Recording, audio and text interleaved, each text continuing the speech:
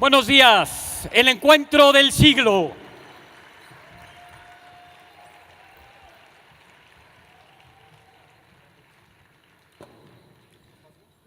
Please sit down. Take a chair.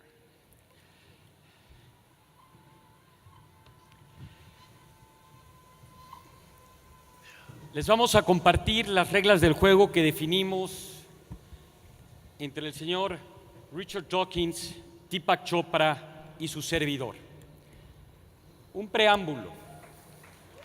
Bravo, de verdad es un honor tener estas mentes en este lugar. Recordarles a quienes tienen en este auditorio y qué pretendemos lograr con lo mismo. El doctor Richard Dawkins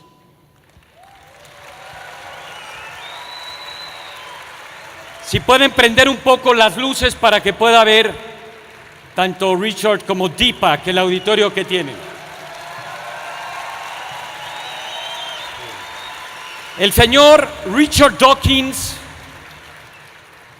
escribió uno de los libros que han impactado más a la humanidad, El gen egoísta, y de igual manera El espejismo de Dios, más muchísimos otros libros que han vendido más de 2 millones de copias en inglés y está publicado en más de 30 idiomas.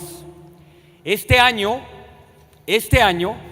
el doctor Richard Dawkins en el Prospect Magazine salió como el pensador número 1 del mundo. It's okay? Translator? Es galardonado, además, fue galardonado con la medalla de plata de la Sociedad Zoológica de Londres y, por supuesto, es miembro exclusivo de la Real Sociedad de Londres, Fellow of the Royal Society. Entre muchas otras cosas, Richard Dawkins. De igual manera, Deepak Chopra es autor de más de 75 libros, incluyendo 21 New York Times Best Sellers. Es escritor, es médico y conferencista de origen indio y, por supuesto, proponente de medicina alternativa y Ayurveda, fundando el Chopra Center for Wellbeing junto con David Simon. Señoras y señores, el señor Deepak Chopra, sus libros han sido traducidos también a más de 30 idiomas y ha vendido también más de 20 millones de copias en el mundo. Deepak Chopra.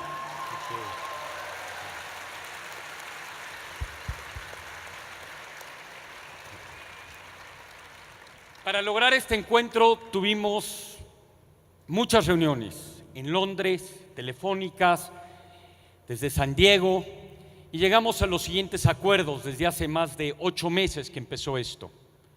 Primero, esto no es un debate. This is not a debate. It's a dialogue. Es un diálogo, es un encuentro. Queremos conocer a profundidad qué es lo que se opina y lo que se piensa sobre 3 temas fundamentales. El primer tema es si realmente el universo tiene un propósito, si hay un para qué en la vida, si hay un sentido, o si por supuesto lo contrario es lo correcto, que no hay ningún propósito, la vida es la vida, la evolución es la evolución. Tema número 2, si la religión es buena o mala para la humanidad. Y tema número 3, la relación entre ciencia y espiritualidad. ¿Existe una física cuántica dentro de la espiritualidad y por lo tanto la espiritualidad es parte de la ciencia? ¿O eso es una charlatanería y la física cuántica ha sido abusada, mal interpretada y mal expuesta por la gente que cree en esta conciencia y en esta espiritualidad? Con base en estos 3 temas, tanto Richard como Deepak propusieron preguntas. Las preguntas de Deepak se encuentran aquí, las de Richard se encuentran aquí. Ellos podrán utilizar preguntas de aquí o de allá, o si quieren, hacer sus propias preguntas, porque sobre la evolución de este diálogo surgirán cosas que con antelación, por supuesto, no llegaron a suceder.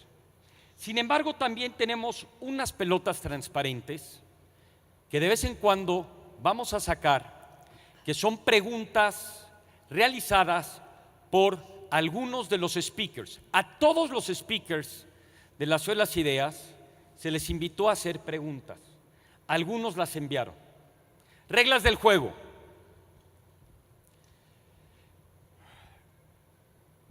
Deepak Chopra, después de definirlo con antelación, inicia y propone, al haber ganado el volado, que el señor profesor Dr. Richard Dawkins le haga la primera pregunta. Él tendrá 3 minutos. Nosotros tenemos aquí un reloj. There is our watch. There are 3 minutes, Professor Dawkins. 3 minutes. Una vez que empieza la pregunta, once he makes you the question, you just have 3 minutes to answer. Tienes 3 minutos para contestar. Once you finished, you have 90 seconds to comment and talk about the answer that Deepak gave you. And then you will have 60 seconds, if you want, to have the last word of the question. And then vice versa. Is that clear? ¿Está perfecto? Is that okay, Professor Dawkins? It's okay? Perfect. Señoras y señores, este es un diálogo. Le quiero preguntar a ustedes que levante la mano quienes antes de empezar este encuentro consideran que el universo sí tiene un propósito, hay una fuerza sobrenatural que es parte de la ciencia. Quisiera saber que levante la mano. Prendan las luces, por favor. ¿Quiénes están a favor del señor Deepak Chopra con antelación y antes del encuentro? Griten yo. Ok. ¿Quiénes están de acuerdo con que la evolución, lo aleatorio, la selección natural y la vida no tiene un propósito más que la vida misma, y que no hay una fuerza natural? Que levante la mano, que griten yo. Wow, it's divided. ¿Quién cree que la religión es mala para la humanidad? Que grite yo. They believe that religion is bad for humanity. ¿Quiénes creen que la religión is good for humanity? O todos piensan igual y están muy confundidos, o está muy dividida el panel. Are you ready? Can we begin? Okay. So, Richard, we will begin with you. Would you like to use one of these balls, or would you like to make your own questions, or one of the questions that you wrote? Would you rather ask your own questions or one of the questions that you sent to me? Well, what about the white questions? Okay, we will begin. Él quiere al juego, al riesgo. Dawkins dice, yo quiero una pregunta de alguien que no conozca.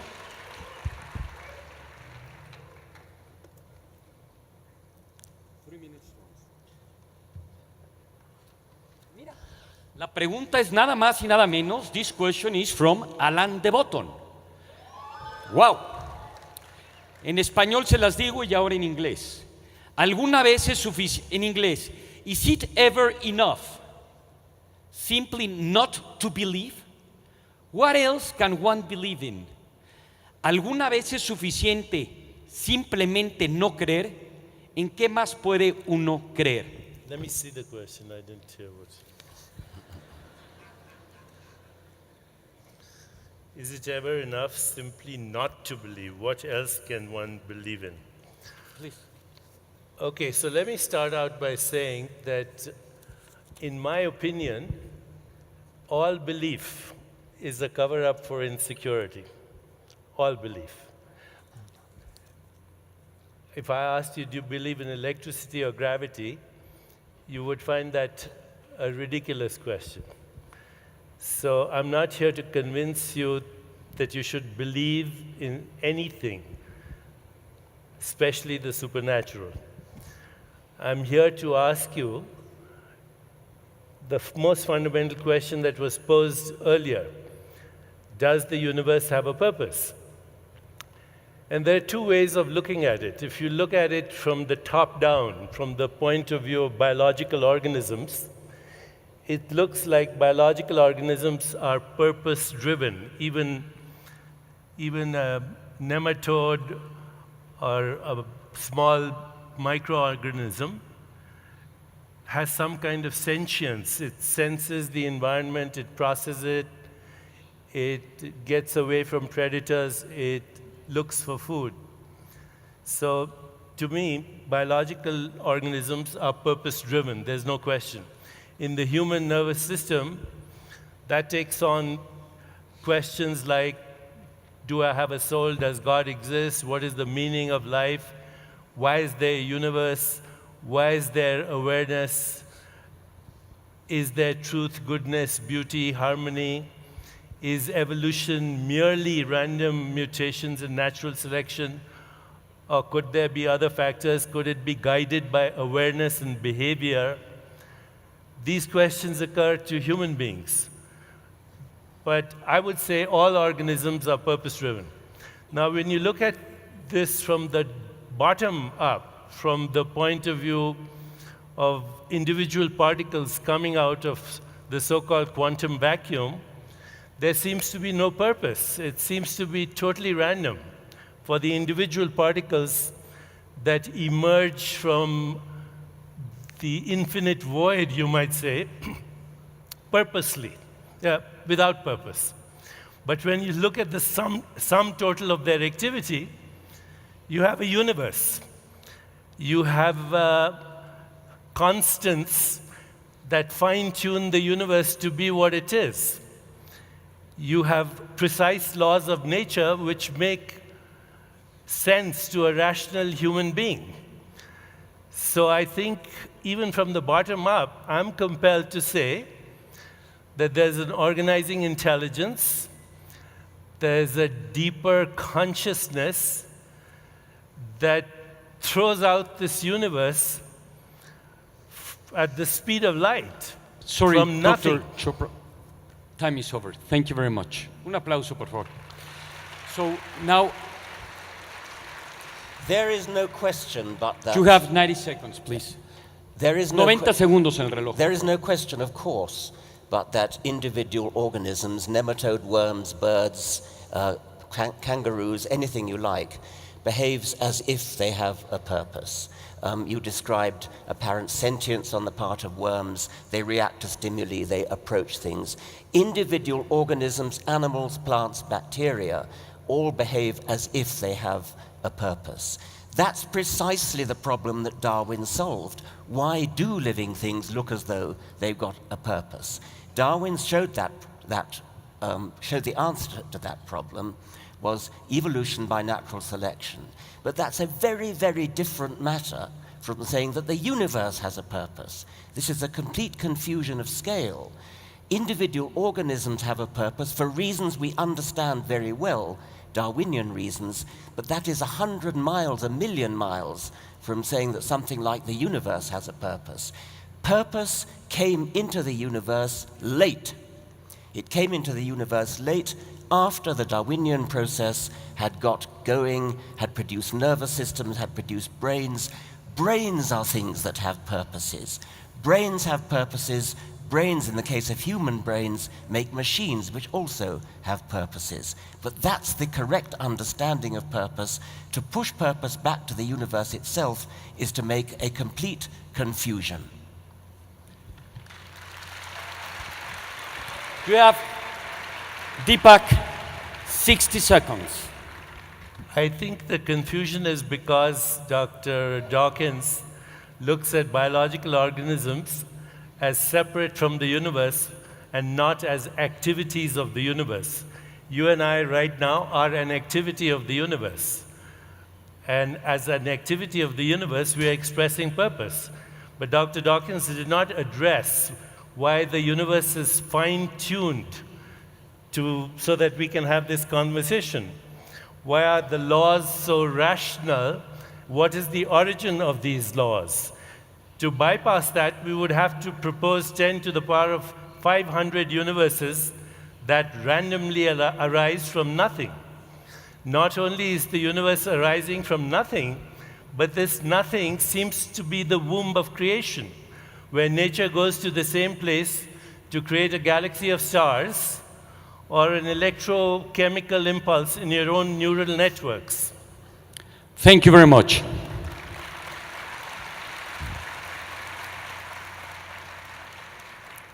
We have two options.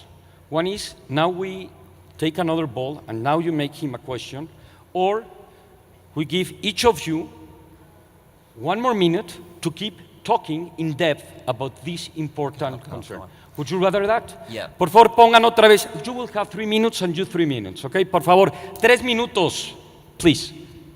The issue of the fine-tuning of the universe, of course, is a completely different one, and it's a very interesting one which we can talk about. However, that was not what you were originally talking about. You were originally talking about the apparent purposefulness of living organisms, which is striking. I mean, it's a very, very important aspect of living things. That's why we needed Darwin to explain it. Darwin did explain it. Darwin explained how, starting with no purpose at all, nothing that you could call purpose, the laws of physics, working through this remarkable process called evolution by natural selection, gave rise to cells, to nerve cells, to nervous systems, to brains, to the illusion of purpose. Well, indeed, the very genuine purpose, because in living things, purpose is a very genuine phenomenon. We understand how it happened because of evolution. Now, to go back to the universe is another matter entirely. And now you've changed the subject and talked about the alleged fine-tuning of the universe, which is a very important and interesting question, one that is the province of physics. You and I are both biologists, not physicists, but we can have a go at talking about it. Some physicists have alleged that the fundamental constants of the universe are very fine-tuned, such that if any of them were any different, the universe would not come into being the way that it is, and we wouldn't have stars, we wouldn't have galaxies, we wouldn't have chemistry, we wouldn't have life, and we wouldn't have us. Some physicists dispute the alleged fine-tuning. Other physicists say that we don't yet understand enough about physics in order to know where those fundamental constants come from. Yet other physicists still talk about a multiverse in which there's a very large number of universes, and most of those universes do not have the physical constants tuned in order to give rise to us, but a tiny minority do, and by the anthropic principle, we clearly have to be in one of those universes that does have those properties. 3 minutes is an absurdly short time in which to talk about this, and it wasn't the original question, but perhaps we can come back to it on with a later discussion. Muchas gracias. Dr. Chopra, he just want to use 2 minutes. You have 3 minutes like he had it. Okay. Whatever you want. So Dr. Dawkins, you and I are both have biological backgrounds, and we have both dabbled a little bit in quantum physics. I have to say that my current book is co-authored by a chaired professor in genetics and neuroscience at Harvard. I am writing and have papers accepted in professional journals on quantum biology and neuroscience, and I can give you the citations later. But there's a school of scientists who believe that if you look across the universe, it shows the following properties: sentience at all levels. By sentience, I mean the ability to sense information, process it, and come up with an intelligent response. Complementarity at all levels, which means that the universe is empirical, but most of it is actually non-empirical, non-observable. It is wave-like. When you don't know where these waves are, they'd have no units of mass and energy, and it is particle-like, which have units of mass and energy. So it gets weird at this level. but it also seems to be self-organizing, seems to be self-regulating, it seems to be self-evolving. It's an evolution. Of course, I'm not arguing with you that Darwin is right or wrong. I think Darwin made the most major contribution that we can have to our understanding of the evolution of species. But that's not the question. The question is, does evolution itself have a purpose? And I think, yes, evolution has a purpose. It's evolution itself. Evolution is guided by awareness, by consciousness, and the purpose of evolution is maximum diversity, because that's what we see in the universe. And what we experience as perceptual phenomena are not fundamental reality at all, because every species has its own perceptual experience of the universe. These scientists that I work with say that awareness is a singularity, perceptual experiences are many, and the evolution of species is actually the evolution of consciousness to express itself as multiple observers, multiple modes of observation, and multiple objects of observation. We are the eyes of the universe looking at itself. This brain is the observation deck for the universe to experience itself. That's the purpose.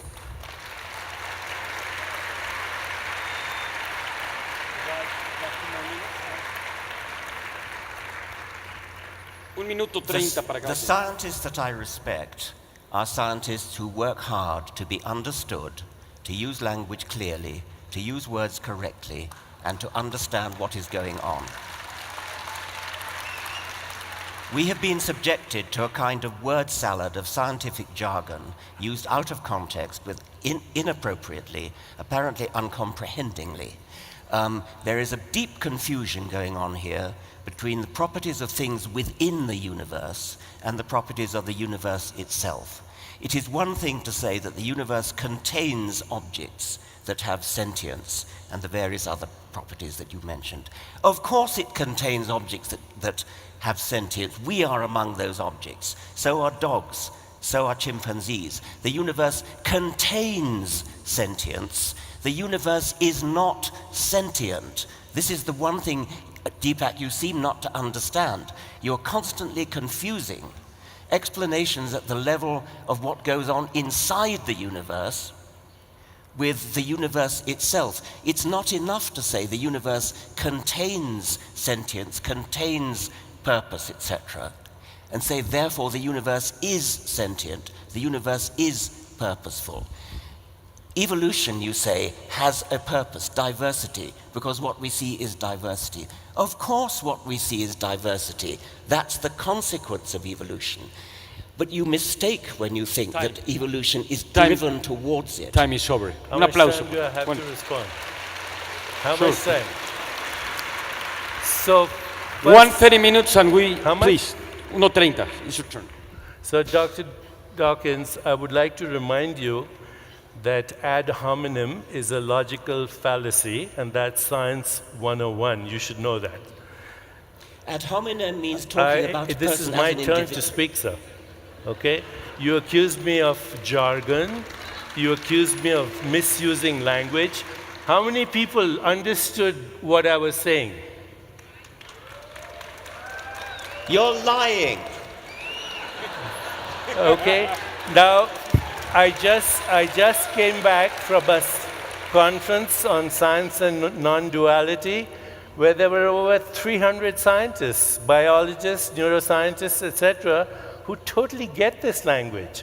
So just because it sounds like jargon to you doesn't mean it's jargon. You know, when a doctor speaks to a patient, the patient thinks the doctor is speaking jargon. When a mathematician speaks to people who are not mathematicians, this is an evolving science, sir. We do not know the answers to the two most fundamental questions of existence. Number one, what is the stuff of the universe? We don't know. 96% is dark energy and dark matter. Of the 4% that's atomic, 99% of that is invisible hydrogen and helium. Time over. And we don't know why there is awareness. The Time two over. most fundamental questions of our existence. Please. Of course, 1:30, por favor. we don't know about dark matter, dark energy. That's why we need more science and better science in order to solve that. You've changed the subject yet again. Let's talk about sentience. You say the universe has sentience. The universe doesn't have sentience. Things in the universe have sentience. Why do you confuse this audience by saying the universe has sentience? Can you tell me what the composition of the universe is? That wasn't the question. No, because you're talking things, right? Things are basically the atomic universe is stardust, and stardust has sentience in you and me. According to people like Freeman Dyson, even atoms have sentience. Atoms have no sentience. You disagree with Freeman Dyson? Yeah, then? if that's what he says, which I doubt, I disagree with him. Atoms do not have sentience. Atoms contribute to making brains. Brains have sentience. You need a highly complicated organization. It's a fundamental error to say that because a complicated thing has a quality like sentience, musicality, mathematical ability, and is made of atoms, therefore the atoms have sentience, musical ability, mathematical ability, etc. They do not. Atoms have to be arranged in complicated organizations, complicated structures interacting with each other, and then you will get emergent properties such as sentience, such as poetry, such as mathematical ability, such as spirituality. These things do not inhere in the atoms themselves, or if they do, you've got a hard job to prove it. You have a hard job to prove it. Can you prove it? I'm sure you're aware of the hard problem of consciousness. I'm sure you're aware that we have no science that tells us why we have any experience, whether it's mental, subjective, or it's an experience of the objective world. How photons coming and hitting our retina create the experience of a three-dimensional reality in space and time. This is the hard problem. It's the most fundamental problem in science. First, what is the stuff of the universe? And second, why is there awareness of the universe? Is awareness of the universe and the universe the same thing? Because if there was a universe outside of your awareness, for all practical purposes, you would never know it. So to say that sentience is an emergent property is assuming that only brains produce consciousness, whereas in fact, even a single fertilized cell, when you were conceived, was fully alive, was fully aware, and did not have a brain. It was present, it was aware, and it differentiated into trillions of cells, more than all the stars in the Milky Way galaxy, to create who you are. So to say that sentience requires an emergence through evolution, instead of saying that actually evolution could be driven by consciousness, these are the questions that some people are asking. And if you propose that sentience is an emergent property, then answer to me why there is no science that can actually give us an explanation to the two most fundamental questions of our existence. What is the nature of the universe? What's it made up of? And why is there sentience? Why is there sentience? You know, we talk about sentience as not just human sentience, which is, of course, you know, an evolutionary process, but sentience came from sentience. Have you seriously... Evolution does not explain the origin of life. It only explains the transformation of species. Yes, you changed the subject Second, again. you will have 1 minute and and we will finish with this topic of the universe. And Have you seriously just said that a single cell has consciousness? A single cell has awareness. What do you mean by that? That it has the ability to respond to its environment. Of course it has the ability to respond to its environment. That is not consciousness. So you said a while ago, atoms get together to create complexity. How do they get together? by processes which are well understood By by a biologists. process which is random or intelligent? Not intelligence. Okay. By the processes of embryology put together by the processes of evolution. You cannot seriously sit there and say that the hard problem of consciousness, and it is a very hard problem, is solved by saying that a single cell has consciousness. A single cell has sentience in the fact that it can respond to its environment and express its biological autonomy. But, What are okay, you applauding? just one What are you second, please. applauding? Un segundo, por favor. I think we're in a little loop because we cannot prove either things. You know, I want to nail this. I want to nail this. This gets to the root of the problem. it does. Consciousness is something very, very complicated. Of course, we don't understand it. That's why it's called the hard problem. It's something that happens when brains reach a certain level of complexity. Now, a single cell, a single neuron, a single amoeba, a single cell, a thermostat even, has sentience in your sense. But that is nothing to do with... Has the ability to take in information, process information, and respond with autonomy. That is sentience. That's trivial. That's utterly trivial. You're confusing perception with awareness.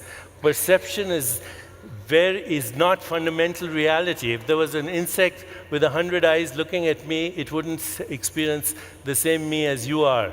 So perception is a species-specific and culture-specific experience in consciousness. It has nothing to do with fundamental reality, the awareness that differentiates into what we call, in us anyway, cognition, perception, imagination, insight, intuition, creativity, choice, freedom, the desire for meaning, purpose. All of that are expressions of awareness as consciousness and influence everything that we experience in life. You think a single cell has that? And you think A a single cell has that? has a rudimentary form of awareness. Do you think And an we atom ev- has that? Sorry? Do you think an atom has that? According to Freeman Dyson, yes. Freeman Dyson says an atom has awareness. Yes, sir. Check it out. Señoras Check y it out. señores, un aplauso para los dos. Check ¡Qué it out. extraordinario! Also, Deepak, 1 second, please. At the end, the problem is that we cannot prove it very well, and we'll talk about it but just 1 second. Changing a little bit about the topic, the second box of our dialogue has to do with science. I have been very surprised that you, for example, you mentioned, well, both of us, we share the same background in biology, in medicine, in science. The question is, how come that you share the same scientific background and you differ so much? My question is, are there two types of science? Or he went to a school that it was not really a very good school, or you went to the wrong school, or what's going on here? Or there is a physics quantics for you and for... Please explain me, how could you share this background? Would you like to go first, or you want me Yes. to go first? 3 minutos, por favor. My attitude to science is that we are fundamentally trying to understand how things work. Science is very difficult. It's very difficult to understand how things work. The hard problem of consciousness has been mentioned, the problem of the origin of the universe, the problem of the origin of life, the problem of how life has this uncanny appearance of being designed, the size of the universe, the scale of the universe, how embryology works. These are all deeply difficult questions. They require hard scientific work, and in all cases, I think I'm right in saying that scientific work consists of explaining complicated things in terms of the interactions of their parts or of simpler things. So we always try to explain complex things in terms of simpler things. We do not resort to magical language. We do not snow our audience with highfalutin sounding words that don't actually mean anything. We use words that actually have meaning. We use expressions that can be tested. We work hard at understanding the universe in terms of its component parts. We don't invent superarching entities which have no explanation in themselves. We don't invoke ideas like the universe has consciousness, the universe has awareness, atoms have awareness. If we have a difficult problem like awareness, we explain it in terms of the interactions between small parts working together in ways that scientists understand. If Freeman Dyson ever said atoms are aware, then he's wrong. I don't think he said it. I think he should sue you. Wow. 3 minutos. 3 minutes. Ad hominem is a logical fallacy, science 101. I'm not going to resort to the tactics that you use, sir. Friedman Dyson said it, and so did Schrödinger say that consciousness is in the universe. Max Planck said that mind is the matrix of matter. I could go on and on about the pioneers of the early physics, the quantum physics, who were compelled to include consciousness as a fundamental aspect of reality. Consciousness is the white elephant in the room. You require consciousness to come up with a theory. You require consciousness to design an experiment. You require consciousness to make an observation. Science is the offspring of consciousness. It is the product of consciousness. So that's the first thing I want to say. The second thing I want to say here is very clearly that there's no argument about the fact that evolutionary biology explains everything about the species going from one species to another. But if you want to understand science in its totality, you have to bring consciousness into the equation, because as we currently practice science, it's based on what we call a subject-object split. There's an observer involved in every observation. Science doesn't ask who the observer is, who's the observing self, where is the observing self. But in the absence of the observing self, there wouldn't be any observation and there wouldn't be any science. The observing self cannot be glimpsed by science and scientific methodology because it happens to be the observer. The observer cannot be observed. And that's where spirituality comes in if you define spirituality as self-awareness. Only consciousness can know consciousness. Only consciousness can explain consciousness. Only consciousness can understand consciousness. Any scientific understanding of consciousness through looking at the brain is at best inferential. You're looking at correlations of experiences in consciousness through objective means. So I think science is incomplete as a way of understanding fundamental reality. It's based on a fragmented view of reality. Subject-object split. Nature is one. The universe includes observers, modes of observation, and objects that are observed.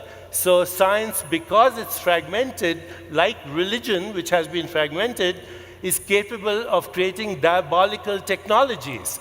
Everything that is wrong today in the world, today in the world, from global warming to biological warfare to mechanized death to eco-destruction to the extinction of species, is because science has evolved without the evolution of spirituality. Thank you.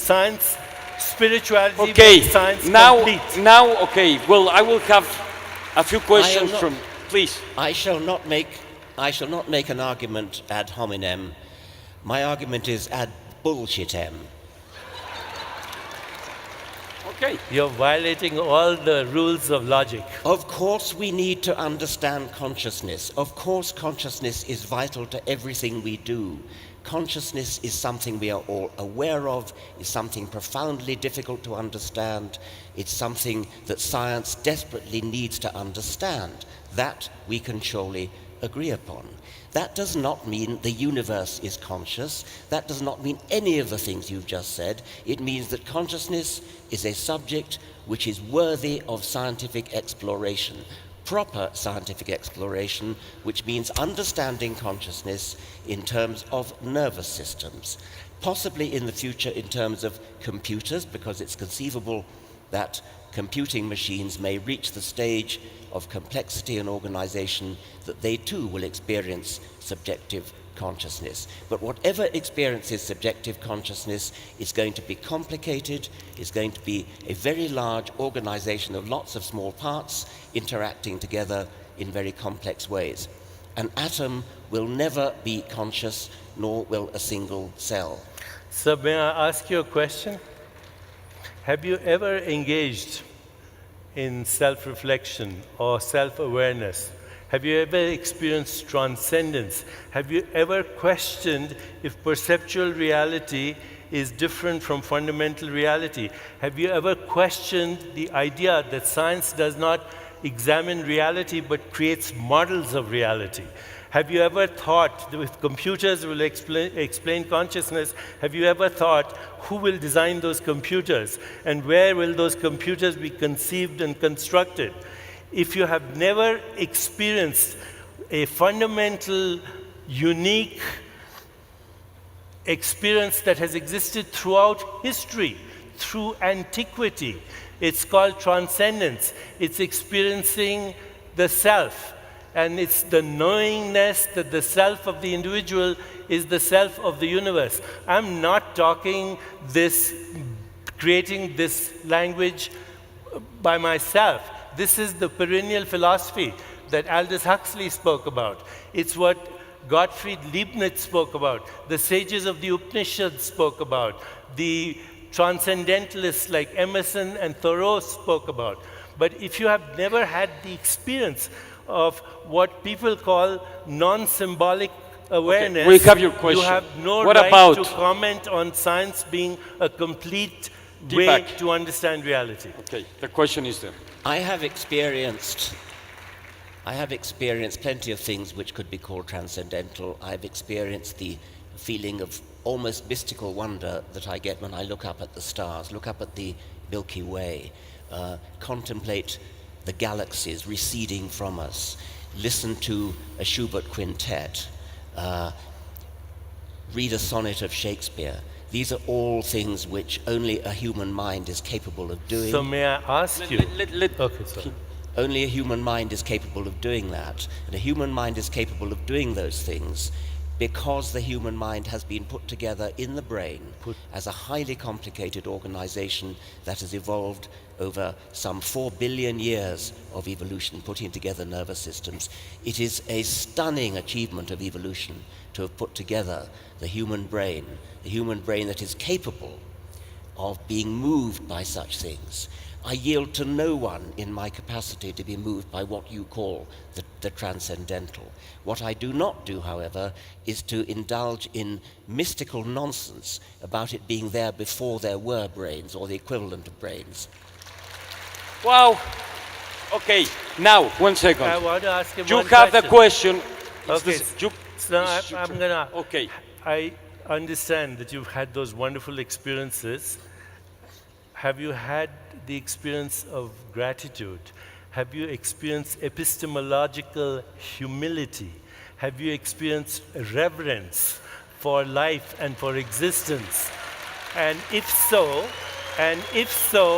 was it your neural networks manufacturing those experiences, neurochemicals manufacturing their experiences, or was there a deeper, intelligent, organizing consciousness that was influencing the behavior of those neural networks? How much deeper do you want? How much deeper do you want? Answer me, sir. Have you experienced reverence?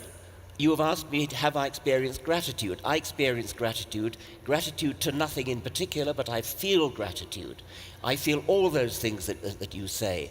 And I do not yield to you in my feeling of the depth of which it is, the depth of understanding that we have yet to fathom, yet to plumb, in order to understand what's going on inside the human brain. Who's boggles we? my Who's mind. We? Who's we? The scientific community. The scientific community. Yes. Driven by mechanistic neural networks and chemicals? Yes, and let's belittle mechanistic neural networks and chemicals. They are Well, very, then tell very me how they complicated. produce consciousness. I don't know, that's why we're working on it. You don't know either. No, wait. You say you don't know, but you totally dismiss mystical experiences or experiences that have existed for thousands of years, subjective, but nevertheless symbolically present in every tradition of the world, where people have experienced what I would call non-symbolic awareness, non-dual awareness, subject-object confluence, unity consciousness. You totally dismiss this because it doesn't fit your scientific worldview. I don't dismiss it for one moment. I don't dismiss it. I want to explain it. Who wants to explain it? A Just let him finish. I want to explain these experiences. Who's I? I want science to explain it. When you say I, who do you mean by I? Science, in this case. So I is science. No. That's just a dishonest, that's dishonest. It's Please. I, as a scientist, want the scientific community to understand these wonderful experiences that mystics throughout the ages have experienced, and I believe that I've experienced something similar. I believe that you have experienced something similar. They need explaining, and they will be explained, if ever, in terms of brains. That's a promissory note. It is. In this economy, don't trust a promissory note. It is a promissory note. And then Nothing to be so ashamed you have of.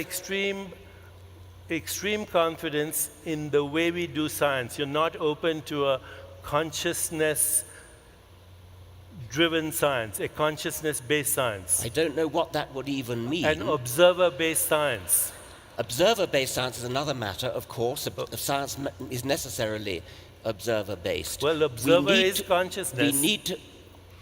Isn't the observer? You don't have a monopoly of consciousness. We all have consciousness. Okay. We're trying to Un explain aplauso para los dos. Wow. Vamos a ir a otro tema. We're going to another topic. We have talked a lot about consciousness. Probably have. Now I would like to ask you, Deepak, and then Richard. We have been talking a lot about in Mexico and many places that if we assume that there is this consciousness, we can work with this energy. And we have written a lot of books about it. And that you could actually attract things or make things happen. And there is a purpose, but there is also an intention. So my questions to you, and then I will make a question to Dr. Dawkins, is if you can really make this change and this energy to have a direction, how come you cannot change his direction and you cannot change the direction of a lot of people from here? What is the problem with this energy that you are not attracting to make things happen the way you understand the world, because there is a way to do it?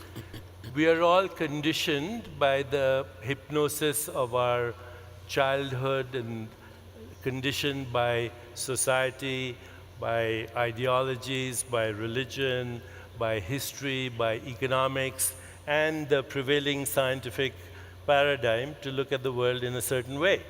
And you asked the question, intention. I would ask, what's the origin of intention? Okay. Do you believe in free will, sir? I think free will is a very persuasive illusion. I'm very pleased to have that illusion. I behave and feel as if I have free will. Well, then we might as well stop the debate. None of us has free will or the ability to make a choice right now. I do believe that your intentions trigger behavior, trigger neural networks to act in a certain way, activate genes that are activated as a result of your emotional experiences. So I believe that intention triggers neural networks and then reinforces them if you reinforce the intention, what we call habit, to create what is called long-term potentiation, and that then your behavior influences the activity of your genes to reinforce that behavior. So the fact is that you won't change anybody's mind here after the debate. In fact, those people who agree with Dr. Dawkins will go back stronger in their belief. Okay, and those people who agree with me will go back stronger. We're not going to change your minds because we're all bamboozled by our conditioning to begin with.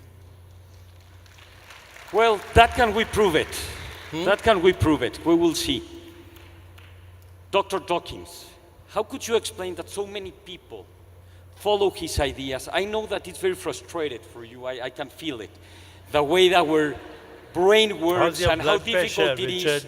The question that I make you, how do you explain the brain of most of the people, not everybody, probably not even most, but how many millions of people follows and believe what you think it's really bullshit? I don't know. I mean, Un aplauso para los dos, gran evento. Señoras y señores, ¿cómo vamos de tiempo? By the way, we have 5 minutes. So please, I would love to have more time, but we have another debate. Okay, we will have 10 minutes. So, okay, we will have the whole year here. No, yes. Okay. By the way, please. Bullshit recycles as life. I didn't hear that. What is it? Bullshit recycles as life. Okay. In India, we call it cow shit. That's where we call the cows. Vamos holy. a tener 10 minutos, tenemos otro debate. Les quiero preguntar, por favor, vamos a probar la hipótesis, que es además de un biólogo, que acaba de decir Deepak. Who will prove his hypothesis? Who have changed? ¿Quién ha cambiado? Pero sean honestos, no por darle lugar a uno o al otro. ¿Quién antes del debate pensaba como Deepak o como Richard, pero después de esto cambió de opinión? Griten, yo cambié, yo. Well, there are few people. Okay. You have to ask him just one question, and we will talk 5 minutes in each of those topics, and the debate will be over, okay? So he asked a question? It's your turn, please. Or would you rather that we have another, you have a question from your own, please. Have something.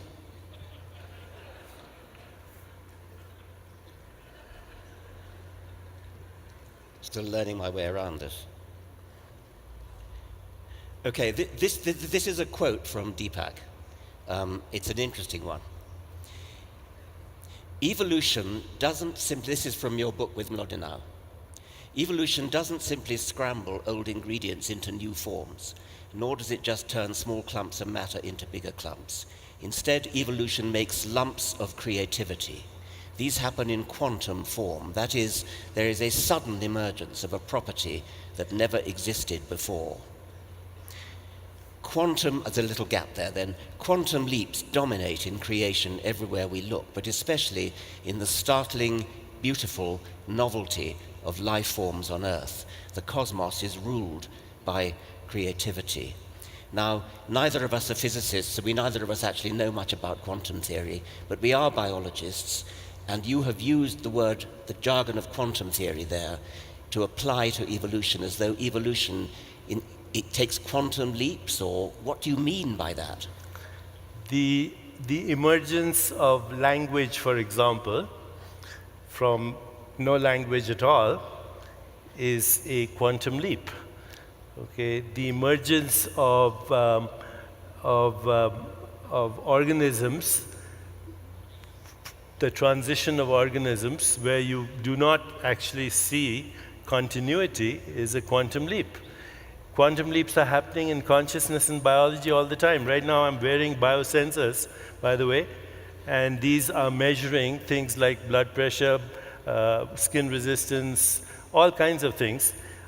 This information can be transmitted to an iPhone and goes to a computer and scripts where we are doing digital monitoring of consciousness, how it affects biology. Wait a minute. So if I said, I know his blood pressure is rising right now just by me saying these things. So this is right there, proof of the mind-body connection.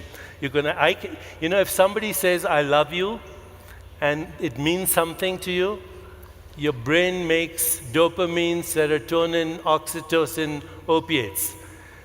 If the same person says, another person says, I love you, or the same person, and you're thinking of divorcing them, then you don't make dopamine, you make adrenaline and cortisol, and it happens instantly. There's a quantum shift in your biology just in the way you processed meaning. And there's no physical mechanism that explains how we process meaning in our lives. Only consciousness can process meaning. So when you say quantum leaps in evolution, one of the big problems in evolution right now, you will admit, is the missing gaps in the fossil record. Now, when I say that, evolutionary biologists will either snigger or raise their blood pressure, which he's doing right now. So, because they're so sure that evolution has only those two mechanisms, natural selection and random evolution. The current issue of the New Scientist has a feature article called Do Organisms Guide Their Own Evolution? And it talks about how phenotypes might drive the genetic expression, how use-dependent activation of genes will reinforce even the propagation of those genes through natural selection. The reporter who wrote the article, he called Dr. Dawkins, by the way, who was extremely dismissive of him. Do you remember him calling you? Time is over. Otros 3 minutos. You have 3 minutes, Dr. Dawkins. This really epitomizes the problem we're up against. You have used the word quantum leap in two totally different ways, and you've confused everybody, not everybody, I'm happy to say. A quantum leap. You have used the phrase quantum leap to apply to the origin of language and the origin of life and jumps in the fossil record. Now, this is a purely metaphorical usage of the term quantum leap. All you're using it for is a change that's occurred in the world for which we have as yet no explanation. A change. May I finish, please? On the other hand, you have used the word quantum in the proper physicist sense. You talked about digital information going to satellites and things like that. In that case, you were talking about quantum theory in the true sense of quantum mechanics. You are bamboozling people by using quantum in two completely different senses, giving them the impression that there's something about modern physics, something about the spooky aspects of modern physics, which is relevant to things like the origin of language or the origin of life or breaks in the fossil record. Now, those three things, the origin of life, origin of language, breaks in the fossil record, are scientific problems. To the extent that we don't yet have the answer to them, we're still working on them. They have nothing whatsoever to do with quantum in the physicist sense. He has 1:30 minutes. You still have 1:30 seconds. I don't. Okay, it's your turn. 3 minutos, por favor. There are several uses of the word quantum that are not restricted to a subatomic particle moving from one location to another location without going through the space between. That's what a leap is, a quantum leap in quantum physics. But the broader community uses quantum for any phenomenon, any space-time event that exists in one location in space or time and then exists in another location of space and time without going through the intervening space. It's called the discontinuity. And the use I have given it is a very broad use. Of course, Dr. Dawkins rightly claims that it is a metaphorical use, but he should understand that all science is metaphor anyway, to begin with. Nobody's actually, explained how a subatomic particle appears out of a non-empirical realm.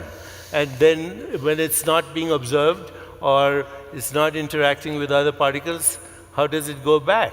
So yes, quantum leap has a much broader connotation, including if you watch Star Trek, when the captain says, "Beam me up, Scotty," and Scotty presses a button, and the captain disappears here and shows up there without going through the space in between. So I agree, I've used it metaphorically, but in fact, all science is a metaphor. Un minuto y medio, por favor. Metaphors are extremely valuable. I use them myself all the time, but a good metaphor is one that clarifies and doesn't obscure. For you, sir, let it him confuses finish. you. Please, it's not Deepak. confusing a lot of people out there. Please. Perhaps you should catch up. You talked about the analogy being, in this case, going from one place to another without passing through the intermediates. That's a hell of a leap for you to make. When you talk about the origin of life, there is no such thing as not passing through the intermediate stages. There were intermediate stages. We just don't know what they were at present. That's a very different thing.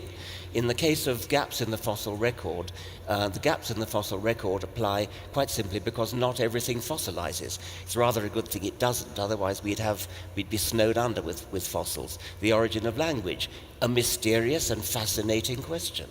We don't know what the intermediate stages were, but we're absolutely sure there were intermediate stages. There were intermediate stages in all three cases. Now, it is true that in everyday language, in the English language, we do use the phrase quantum leap to mean something rather vague, but we don't bamboozle audiences by deliberately confusing that with a modern physics explanation which everybody, including you and me, finds hard to understand. Incidentally, because I was coming here and because I've been heavily criticized by the mainstream scientific community for my book Quantum Healing, including by Dr. Dawkins, I just, out of curiosity this morning, went to Google to look at the reviews of quantum healing when it first appeared in 1988.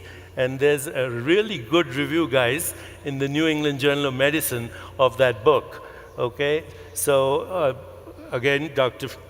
Dawkins would like to check it out, just like he wants to check out Freeman Dyson, because it doesn't appear with his worldview. I have just had a paper accepted in a journal called Neuroquantology with 2 quantum physicists, including a chaired professor in a university in California. It's going to appear in December 25. I have written papers on quantum consciousness in the Journal of Cosmology, a special edition that was edited by Sir Roger Penrose. So, you know, I am not that loose with my language. I know when I use metaphor, and I know when I use it Deepak, accurately as well. Thank you very much, Richard. Thank you very much. Let me just share very few things with you. We're almost running out of time. It's pretty interesting that in the side of science, we still have a lot of questions, and we know that we have to have a curious mind, think about it, but we don't have all the answers, and this is the scientific mind. In the other hand, as we can see with the spirituality, probably in this side of the spectrum, he or somebody or many people have found or discovered many answers that scientists are still looking for. And probably the reference that Deepak put to support his work are the same that will support him or vice versa. And at the end will be a loop. And we have been talking around all this time into 2 big questions: the purpose of the universe, the awareness of the consciousness, the methodology that science uses, the methodology that spiritual people uses, and also we have talked about 2 kinds of sciences in a way. We share the same background, but we differ in all the results and the outcomes. The only question that we didn't answer, and we just have 2 minutes or 3, but I think it's also a very important topic for this day, it has to do with religion. And this will be the last opportunity to say something because it was part of the agreement. The big question was, is religion good or bad for humanity? And I know it's a very big question for 3 minutes to answer, but I don't want to leave this auditorium without having the chance to listen to your opinion. So we will begin with you. 3 minutes. Is religion good or bad? It's neither, and it's both. Religion, like any institution, has succumbed to cronyism, power-mongering, influence peddling, corruption, bureaucracy, and all the things that happen with organizing any activity. Is it good? Well, people have had religious experiences throughout the ages, which include transcendence, epistemological humility, reverence, gratitude, the feeling and emergence of Platonic qualities like truth, goodness, beauty, harmony, understanding that there is evolution in the universe. These are, I think, religious experiences, and they have been there throughout history. There is also, through religious experience, a shift in identity from personal identity to a broader identity that allows those people who have that experience to overcome their fear of death, to lose their fear of death. And there is, again, what I said, this deep humility and gratitude and reverence for the mystery of our existence. That's the religious experience. Now, of course, it can be corrupted, and people go to war and kill each other and do all kinds of abysmal things in the name of God and the name of religion. But that doesn't mean that the religious experience itself is invalid. Does science have good or bad aspects to it? A fragmented science, in the absence of evolutionary changes in our spirit or consciousness, creates the technologies I mentioned. You know, mechanized death, global warming, climate change, extinction of species, risking our own extinction. So I believe that we do need a broader science that accommodates spirituality, the spiritual experience, so we use what we know from science wisely, so that we can make the best use of scientific technologies. But I do say that science will never give us the answer into the meaning of our existence, into why there's a universe, why there is consciousness.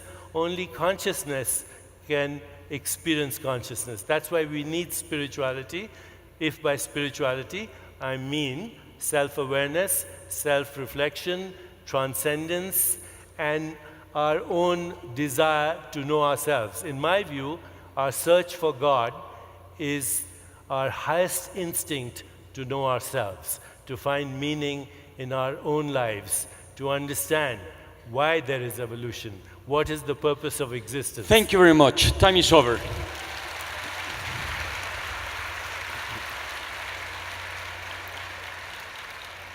The question is not whether individual people who happen to be religious or who happen not to be religious are good or bad. The question is whether religion itself is.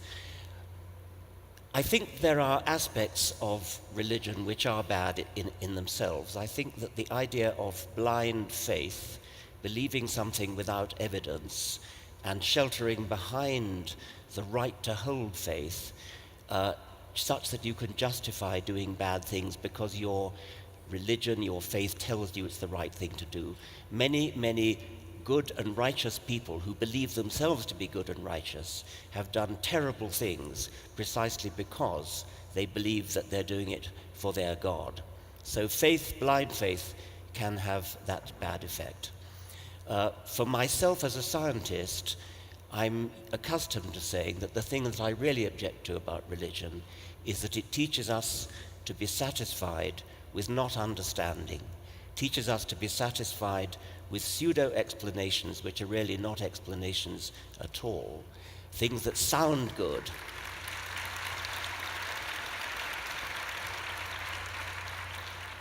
Things that sound like an explanation but which really aren't, which appeal to the emotions but don't actually explain anything. So I think that religion in that sense can be the enemy of science, the enemy of truth. But this evening I'm reflecting more that what may really be the enemy of truth and the enemy of science is willful obscurantism, whether it comes from religion or not. Wow.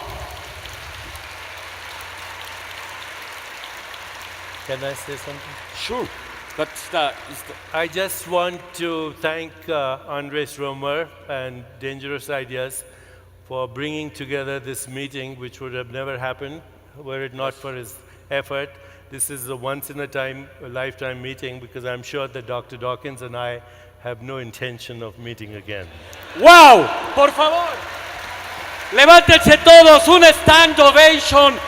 Señoras y señores, el encuentro del siglo. sir. Fotografía. Fotografía, dense la mano. Give the hand. Es un honor. Thank you very much. It was an honor, a delight to think about thinking with you. Pensar sobre pensar con Richard Dawkins, Deepak Chopra.